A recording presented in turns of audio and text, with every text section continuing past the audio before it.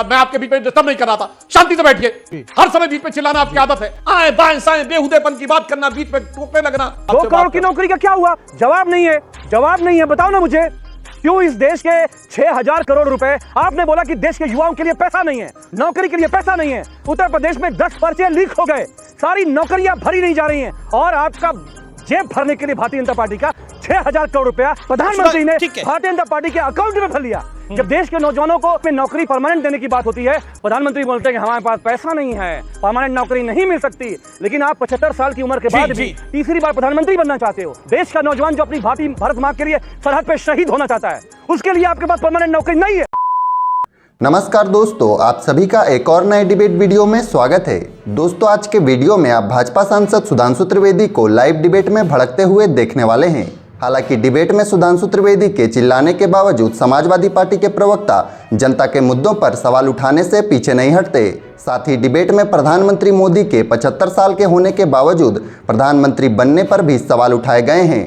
देश में एक तरफ जहां अग्निवीर के नौजवान महज 4 साल के दौरान ही रिटायर कर दिए जाते हैं, वहीं प्रधानमंत्री मोदी 75 साल के बाद भी राजनीति से रिटायर होने का नाम नहीं ले रहे हैं। दोस्तों, डिबेट काफी इंटरेस्टिंग है, पूरा डिबेट आप खुद देखिए।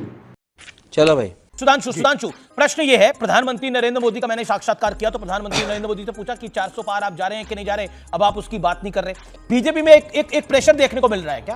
प्रेशर अप्लाई करने का मैकेनिज्म इन लोगों के पास ज्यादा है, जिसको आप कहते हैं ना कि एक डायलॉग था कि सरकार भले, उनकी ये सिस्टम हमारा है, तो नैरेटिव सेटअप करने का प्रयास करते हैं। परंतु मैं एक 2-3 फैक्ट बताना चाहता हूं। नहीं, ये रिडिकुलस है। This is ridiculous. आप जो कह रहे हैं वो रिडिकुलस फैक्ट्स हैं। आप शब्दों का चयन ठीक करिए विवेक जी। 400 का आंकड़ा आप कैसे कह रहे हैं? अरे भाई, मैं आपसे पूरी बात होने दीजिए, उसके बाद मैं आपके बीच में डिस्टर्ब नहीं कर रहा था, शांति से बैठिए जी। हर समय बीच में चिल्लाना आपकी आदत है, जब देखो तब दूसरे के बारे में बीच में बोलना। नहीं, कोई चिल्ला नहीं रहा सर। मैं बता रहा हूं क्या लेने देने, मेरी बात सुनिए। जिस समय पहली बार कांग्रेस सत्ता से बाहर हुई तो इंदिरा गांधी रायबरेली और अमेठी दोनों हारी थी। यदि आप अपने गढ़ में हार रहे हैं तो इसका मतलब आप साफ हो रहे हैं। आप पश्चिम बंगाल हारे थे, उसके बाद कोई सीटें नहीं मिली पिछली बार। मेरा कहने का मतलब यह था, यदि सर्वोच्च नेता को अपनी कॉन्स्टिट्यूएंसी में, जो कि उनकी जागीर की तरह रही है, मैं खराब शब्द प्रयोग कर रहा हूं, जिसको वो अपनी जागीर मानते रहे, आप क्रोनोलॉजी समझ लीजिए, वहां पे वो जीत के आश्वस्त नहीं है, डर के भाग रहे हैं, इसका मतलब बाकी स्टेट में तो साफ हो रहे हैं, ये इसका मतलब है। अखिलेश यादव घबराए हुए हैं, अमेठी से राहुल गांधी भागे हुए हैं, सोनिया गांधी जी चुनाव लड़ने नहीं गई, आए बाएं साएं बेहुदेपन की बात करना, बीच में टोकने लगना, ये कह रहे हैं पोलराइजेशन की बात। तो इनकी देखिए, इनकी कैंडिडेट बोलती है फर्रुखाबाद में वोट जिहाद, और कह रहे हैं हिंदू मुस्लिम हम ला रहे हैं। कांग्रेस कहती है कर्नाटक में सारे मुसलमानों को आरक्षण देंगे, हिंदू मुस्लिम हम ला रहे हैं। लालू प्रसाद यादव जी कह रहे हैं कि मुसलमानों को आरक्षण मिलना चाहिए पूरा का पूरा, हम ला रहे हैं, बीच में ये विषय ला रहे हैं। क्या बात कर रहे हैं साहब? फारूक अब्दुल्ला साहब से लेके वो बोल रहे हैं पाकिस्तान के पास एटम बम है, वो हम ला रहे हैं। मणिशंकर अय्यर बोल रहे हैं पाकिस्तान से का सम्मान करना चाहिए, ये हम ला रहे हैं बीच में। और तो और पाकिस्तान का पूर्व मंत्री फवाद चौधरी राहुल गांधी भाई, आप भी बचते हो प्रधानमंत्री जी, कोई इंडी गठबंधन वाला ये नहीं बोल पा रहा। भाई तुमसे क्या मतलब? आप सब लोग सुनकर बड़े खुश हो, किसानों को एमएसपी क्यों नहीं मिला? देश के किसानों को एमएसपी क्यों नहीं मिला? तो मेरे भाई 33% जो महिलाओं का आरक्षण हुआ, उसमें दलित, इसीलिए आप हमेशा कह रहे हैं, वरना आपको कैंडिडेट जिसने वोट जिहाद बोला था उसके ऊपर अब देखिए, फिर चिल्लाने के अलावा कोई विकल्प नहीं है। जहां फैक्ट गलत आ जाते हैं, मैं बोल रहा हूं कि प्राइम मिनिस्टर की बात का जवाब दीजिए। कोई विकल्प नहीं है, प्राइम मिनिस्टर की बात का जवाब दो। प्राइम मिनिस्टर की तो 2 करोड़ की नौकरी का क्या हुआ? जवाब नहीं है। इस सज्जन को क्या तकलीफ है भाई? क्या तकलीफ है इनको? जवाब नहीं है। बताओ ना मुझे, क्यों इस देश के 6000 करोड़ रुपए? आपने बोला कि देश के युवाओं के लिए पैसा नहीं है, नौकरी के लिए पैसा नहीं है। उत्तर प्रदेश में 10 पर्चे लीक हो गए, सारी नौकरियां भरी नहीं जा रही हैं और आपका जेब भरने के लिए भारतीय जनता पार्टी का 6000 करोड़ रुपया ईडी से आपने पहले धमकवाया, फिर ये सवाल में सुधांशु जी से पूछ लेता हूं। 6000 करोड़ रुपया प्रधानमंत्री ने भारतीय जनता पार्टी के अकाउंट में भर लिया। ठीक है, ओके। सुधांशु जी, बार-बार होता है, बार-बार कहा जाता है, नैरेटिव एक बिल्ड कहा जाता है कि बीजेपी ने धमकाया, बीजेपी ने उगाही करी। राहुल गांधी जी भी यही शब्दों का इस्तेमाल करते हैं, अमीर जमीन साहब भी इन्हीं शब्दों का इस्तेमाल करते हैं। भाई आप के प्रश्न का उत्तर ले रहे हैं, इत्मीनान से। ओके, सुधांशु त्रिवेदी, क्योंकि ये डिबेट नहीं करना चाह रहे हैं, ये सिर्फ चिल्ला के रायता फैलाना मुद्दे पे। अब मुद्दा आप भी तय करेंगे ना अमीर जमाई जी? ओके, बोलिए। मुद्दे पे आपने कहा कि 6000 करोड़ रुपए हमने लिए, हमारी 17 राज्यों में सरकार है और 2 बार से हमारी केंद्र में स्पष्ट बहुमत की सरकार है, तो 6000 करोड़ रुपए आपको धमकाने के लिए लग रहा है। कांग्रेस की 3 राज्यों में सरकार है और 2 बार से उनकी मुख्य विपक्षी दल के लायक सत्ता नहीं, उनको 1500 करोड़ रुपए किस बात पे मिला है? न्यौछावर पे मिला है। चड्ढा समझाओ, इसे समझाओ। एक राज्य में सरकार है तृणमूल कांग्रेस की, 1600 करोड़ रुपए लिए फैक्ट हैं, है। वो उनको पूजा अर्चन करने के लिए अर्पित कर दिया गया है। डीएमके की एक राज्य में सरकार है, 950 करोड़ रुपए लिए हैं, और इससे ज्यादा क्या हो सकता है? मैं रुपया भी ले रहा हूं, सैकड़ों करोड़ ले रहा हूं, और फिर चिल्ला भी रहा हूं काला धन काला धन। इससे ज्यादा वाहियात और एब्सर्ड बात नहीं हो सकती। इसलिए मैं इंडी गठबंधन वालों के लिए कहूंगा कि वो पैरवी तो झूठ की करता चला गया, बस उसका चेहरा उतरता चला गया।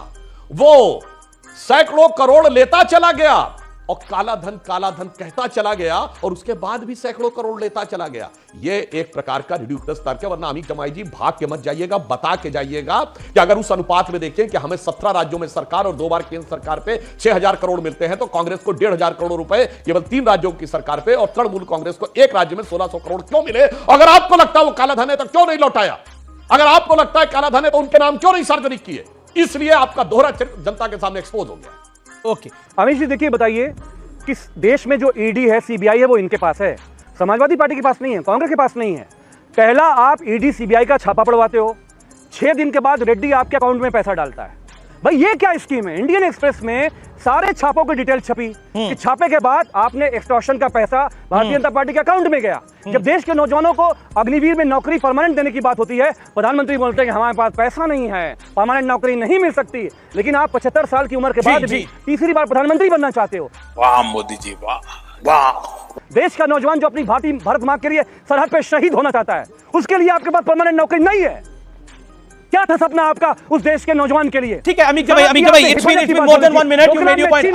अमित भाई आपको 1 मिनट से ऊपर दिया, लेकिन आपने बोला कि बीजेपी वालों ने, यही पॉइंट है ना आपका, 6000 करोड़ से 6000 करोड़ इनको बॉन्ड के थ्रू मिला। बीजेपी ने एक सेकंड फिर इनसे पैसा। देखिए अमित भाई, ये अनफेयर है, ये अनफेयर इसलिए कि यू मेड योर पॉइंट, आपने 1 मिनट 30 सेकंड बोला। कांग्रेस पार्टी ने तो सद्दाम हुसैन से पैसा लिया। सद्दाम हुसैन से तेल के कूपन सीधे कांग्रेस पार्टी के नाम आए। वोल्कर रिपोर्ट 2006, जिसके लिए इनके विदेश मंत्री नटवर सिंह को इस्तीफा देना पड़ा। और उसमें भी अगर इनको कोई कंफ्यूजन हो विवेक जी, तथ्यों पे बात करने वाले विवेक जी, तो नटवर सिंह ने अपनी किताब one life is not enough में पूरा कच्चा चिट्ठा खोल दिया है। और कम्युनिस्ट पार्टी कहती है कि मैं तो किसी से पैसा लेता ही नहीं। यह भी अपने आप में बहुत आश्चर्य की बात होती है कि इनके जहाज और गाड़ियों के खर्चे कहां से चलते हैं। इतना छोटा पहले कभी नहीं हुआ होगा। तो दोस्तों आज के लिए बस इतना ही। उम्मीद है आपको यह डिबेट वीडियो पसंद आया होगा। इसी के साथ इस पूरे वीडियो में प्रधानमंत्री मोदी के रिटायरमेंट को लेकर आप क्या सोचते हैं, हमें नीचे कमेंट कर जरूर बताएं। साथ ही अगर आप हमारे चैनल पर नए हैं तो प्लीज़ वीडियो को लाइक करके चैनल को सब्सक्राइब कर लें।